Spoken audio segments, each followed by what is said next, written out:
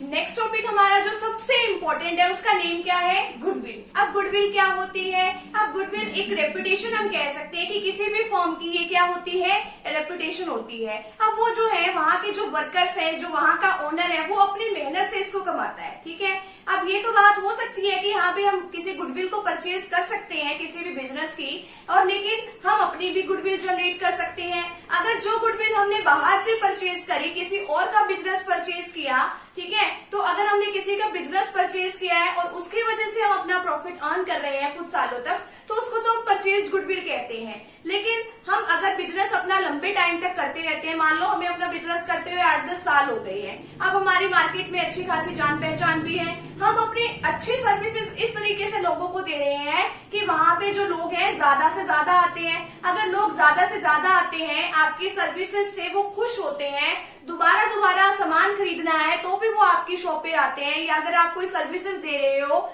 तो अगर आप इतनी अच्छी सर्विसेज दे रहे हो कि लोग जो है खुद भी वहां पे आएंगे, और दूसरी बात क्या है कि हाँ भी अगर उनको वो सर्विसेज पसंद आती है और दूसरा कोई उनसे पूछता है कि हाँ भी आप ये चीज कहाँ से ले रहे हो, आप ये सर्विसेज कहाँ से ले रहे हो, तो वो बताते हैं ना, वो रेकमेंड भी करते हैं कि हाँ भाई हम तो वहां से ले रहे हैं, वहां से हमें बहुत सेटिस्फेक्शन है और आपको भी वहीं से लेनी चाहिए, आपको भी वहां जाके अच्छा लगेगा। ठीक है, तो इस तरीके से होता है। मान लो कोई मिठाई की दुकान है, वहां जो है बहुत शहर में वो क्या है, पॉपुलर है। ठीक है, तो अगर आप एक बार उसकी दुकान पे चले गए तो आप दोबारा अगर आपको वो चीज पसंद आ जाती है तो आप दोबारा भी उसी दुकान पे जाओगे। इसी तरीके से अगर आप किसी डॉक्टर के पास जाते हो अपना ट्रीटमेंट कराने के लिए, अगर आप वहां से अच्छे से ठीक हो जाते हो तो आप जो है दोबारा भी उसकी नेक्स्ट टाइम सर्विस लेने के लिए जाओगे। अगर वैसे ही कंडीशन में कोई और बीमार है तो दूसरा पर्सन भी आप वहीं पे रिकमेंड करोगे उसको जाने के लिए। तो इस तरीके से उसको क्या होता है, गुडविल का काफी ज्यादा बेनिफिट होता है। गुडविल की वजह से लोग अपना अच्छा खासा प्रॉफिट अर्न कर लेते हैं। ठीक है,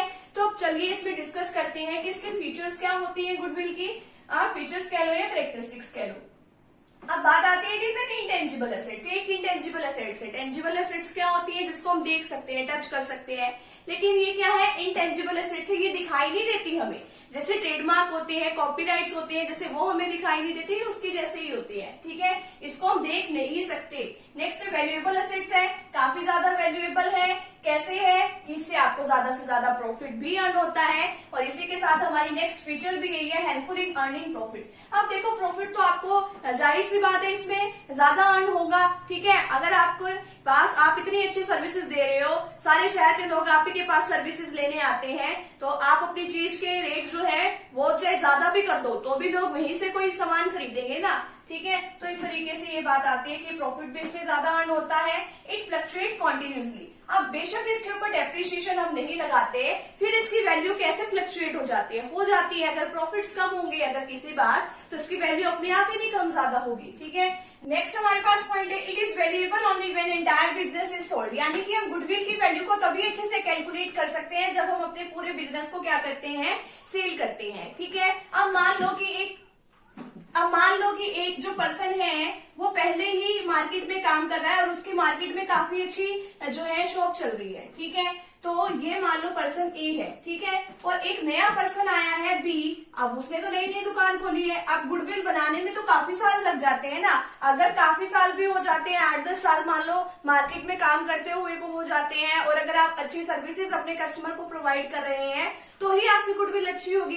अगर आपकी गुडविल अच्छी होती है तो आपके पास ज्यादा से ज्यादा कस्टमर भी आते हैं, आपको औरों के मुकाबले ज्यादा प्रॉफिट भी अर्न होता है। तो अब इसको लगता है कि हाँ भाई इसकी तो जो दुकान है वो काफी अच्छी चल रही है, अच्छे सारे कस्टमर इसी के पास आ रहे हैं और मेरे पास कोई भी नहीं आ रहा। ठीक है, तो भी सोचता है कि क्यों ना मैं इसका जो बिजनेस है वो परचेज कर लूं, कि मेरे पास भी जो है इतने ही कस्टमर फिर मेरे पास आ जाए। ठीक है, अब वो कहता है कि अब ये मान भी जाता है, अभी इससे बात करता है, ए से, जो बी है वो ए से बात करता है कि हाँ भी मैं तेरा बिजनेस जो परचेज करना चाहता हूँ। वो कहता है कि ठीक है, मेरा बिजनेस, वैसे तो उसके अंदर कितनी वैल्यू का सामान पड़ा है, 2 करोड़ रुपए का उसके अंदर सामान है। वो कहता है कि अगर मैं तेरा बिजनेस लूं तो तू मुझे कितने में सेल करेगा। वो कहता है कि मैं 5 करोड़ में अपना बिजनेस सेल करूंगा। वो उसको फिर कहेगा कि हाँ भी तेरा बिजनेस तो जो है 2 करोड़ का है, अब तू 5 करोड़ रुपए मुझसे किस बात के चार्ज करेगा, जो 3 करोड़ रुपए है वो तू एक्स्ट्रा किस चीज के चार्ज करेगा। वो कहेगा कि हाँ भाई ये मेरे गुडविल के पैसे हैं। कि ठीक है कि जो मेरी गुडविल है वो आगे आने वाले सालों में आप उसको तो यूज करके अपना प्रॉफिट अर्न करोगे। 3-4 साल तो लोगों को पता चलने में भी लग जाता है कि हाँ भाई ये शॉप है किसकी है, एक्चुअल में इसका ऑनर कौन है, ठीक है। तो वो उस बात के गुडविल के लिए आपसे पैसे चार्ज करेगा। तो 2 करोड़ वाली चीज अब वो कितनी वैल्यू की हो गई, 5 करोड़ की, ठीक है। तो इसकी वैल्यू को आप तभी पता लगा सकते हो ना अगर आप अपने बिजनेस को क्या करते हो, सेल करते हो। Next, it is difficult to place an exact value on goodwill.